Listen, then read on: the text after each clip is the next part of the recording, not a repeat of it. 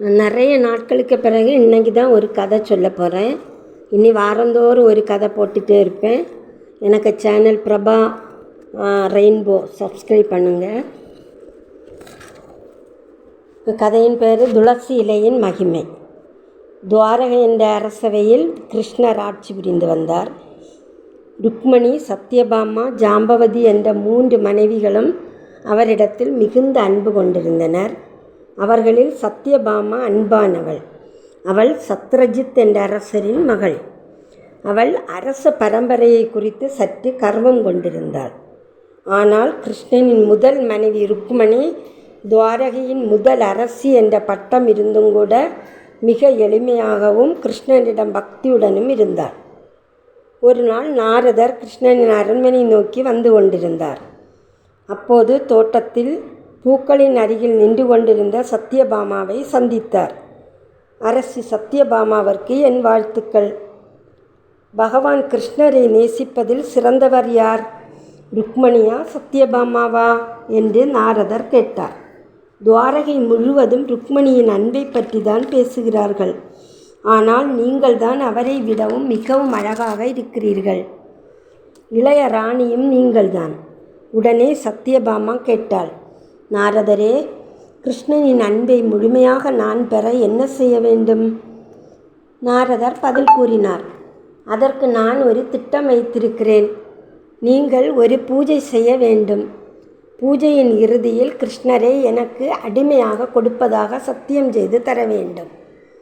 உங்களிடமுள்ள அளவற்ற செல்வத்தை கொண்டு என்னிடமிருந்து கிருஷ்ணரை மீட்டு எடுத்துக்கொள்ளுங்கள். உங்களிடமுள்ள செல்வங்கள் அனைத்தும் கிருஷ்ணனின் எடைக்கு ஈடாகுமா என்பதுதான் என்னுடைய சந்தேகம் என்று நாரதர் கூறினார். என்னிடமுள்ள சிறிது செல்வமே கிருஷ்ணனின் எடைக்கு ஈடாகிவிடும் என்று சத்யபாமா கூறினாள். பிறகு சத்யபாமா கிருஷ்ணனின் அருகில் வந்து இந்த பூஜையை பற்றி கூறினாள். கிருஷ்ணர் நாரதரை பார்த்து சிரித்தார். பின்பு பூஜையை நிறைவேற்ற சத்யபாமா மணக்கோலத்தில் வந்தாள். துவாரகையில் உள்ள அனைத்து மக்களும் அங்கே வந்திருந்தனர். பூஜையின் முடிவில் சத்யபாமா ஒரு பெரிய தராசை கொண்டு வர உத்தரவிட்டாள். ஒரு தராசில் கிருஷ்ணரை அமர செய்தாள். மறுதராசில் தன்னிடமுள்ள தங்க நகைகளை வைத்தாள். தராசு அசையவில்லை. மேலும் பல தங்க நகைகளையும் முத்து மாலைகளையும் வைத்தாள். மேலும் மேலும் வைத்து கொண்டிருந்தாள். அவளின் கணக்கற்ற தங்க நகைகளும் அனைத்து பொருள்களும் தீர்ந்துவிட்டன. தராசு சிறிதும் அசையவில்லை. மாளிகையில் உள்ள அனைத்து ஆபரணங்களை வைத்த பிறகும் தராசு தட்டு அசையவில்லை. அப்போது நாரதர் கூறினார், கிருஷ்ணர் எனக்கு அடிமையாகிவிட்டார் என்று. சத்யபாமா மிகவும் வருத்தமுற்றாள். அப்போது கிருஷ்ணர் கூறினார், நீ உடனே சென்று ருக்மணியிடம் விவரத்தை கூறி அவளை இங்கே அழைத்து வா என்று கூறினார். சத்யபாமா ருக்மணியின் மாளிகைக்கு சென்று எல்லா விவரங்களையும் கூறினாள். ருக்மணி வரும் வழியில் துளசி செடியிலிருந்து ஒரு துளசி இலையை பறித்து எடுத்தாள். மிகுந்த பக்தியுடன் அதனை கொண்டு வந்தாள்.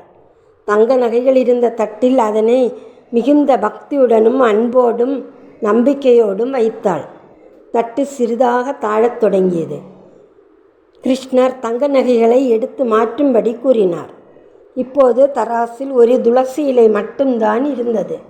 தராசு வேகத்தில் கீழிறங்கியது. துளசி இலை வைத்த தட்டு கிருஷ்ணனின் எடையை விட மிகுந்ததாக இருந்தது. அனைவரும் வியப்புற்றனர். அப்போது கிருஷ்ணர் சத்யபாமாவின் அருகில் வந்து இவ்வாறு கூறினார், எனக்காக நீ அனைத்து நகைகளையும் கொடுத்தாய். ஆனால் அதில் பக்தி இல்லை. என்னை விலை கொடுத்து மீட்டுவிட வேண்டும் என்று நினைத்தாய். ஆனால் ருக்மணியோ அன்போடும் பக்தியோடும் ஒரு துளசி இலையை வைத்தாள். அவளுக்கு நம்பிக்கை இருந்தது, ஒரு துளசி இலை வைத்தால் போதும் என்று. ஆதலால் அவள் என்னை மீட்டுவிட்டாள். சத்யபாமா தன் தவறை உணர்ந்து நாரதரிடம் மன்னிப்பு கேட்டாள்.